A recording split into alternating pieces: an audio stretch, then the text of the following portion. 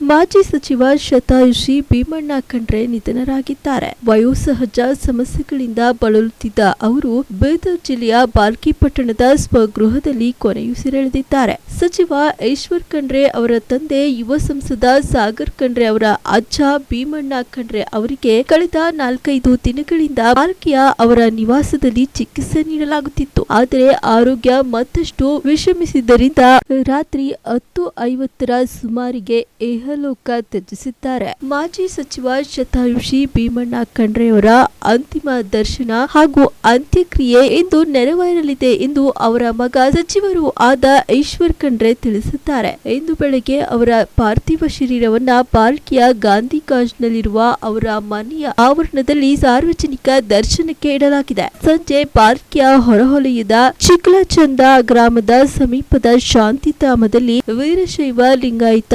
ಸಂಪ್ರದಾಯದಂತೆ ಅಂತಿಮ ವಿಧಿವಿಧಾನ ನೆರವೇರಿಸಲಾಗುತ್ತದೆ ಎಂದು ತಿಳಿಸಿದರು. ನಮ್ಮ ತಂದೆಯವರು ಶತಾಯುಷಿಗಳಾದಂತಹ ಪೂಜ್ಯ ಭೀಮಣ್ಣ ಖಂಡ್ರೆ ಅವರು ಇವತ್ತು ಸಾಯಂಕಾಲ ಸಂಜೆ 10:50 ಲಿಂಗೈಕ್ಯರಾಗಿದ್ದಾರೆ. ನಮ್ಮನ್ನು ಅಗಲಿ ಹೋಗಿದ್ದಾರೆ.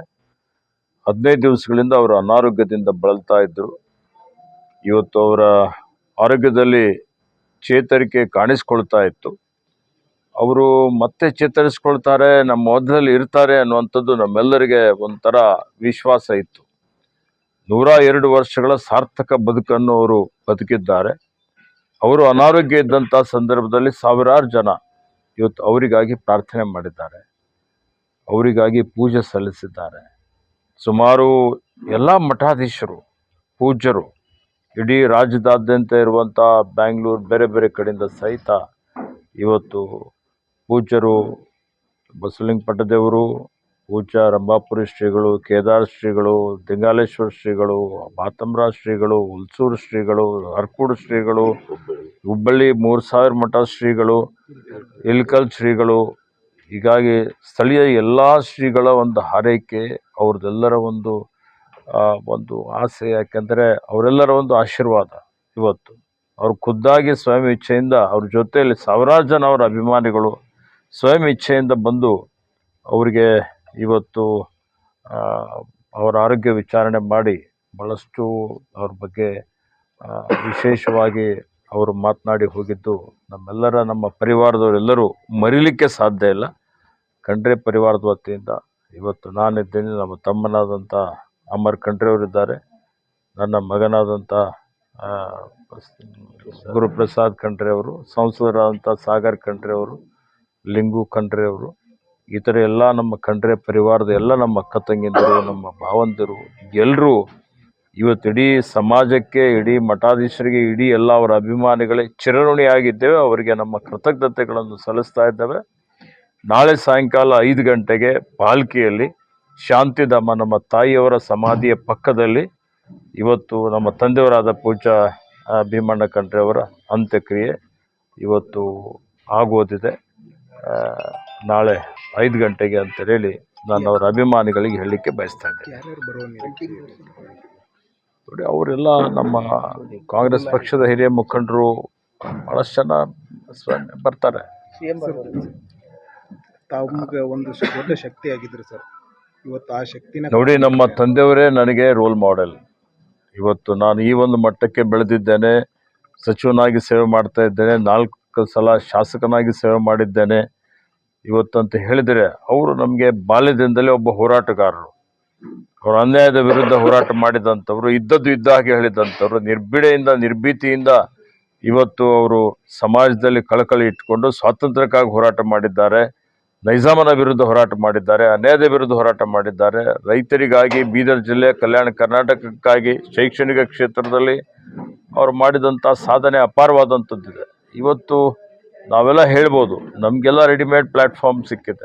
ಅವರು ಸ್ವಯಂ ಶಕ್ತಿಯಿಂದ, ಸ್ವಯಂ ಬಲದಿಂದ ಇವತ್ತು ಒಂದು ರೀತಿಯಲ್ಲಿ ಆ ಹೋರಾಟನೇ ಭಾಳ ಅತ್ಯಂತ ರೋಮಾಂಚನವಾದಂಥ ಒಂದು ಹೋರಾಟ ಅಂತಲೇ ಹೇಳ್ಬೋದು.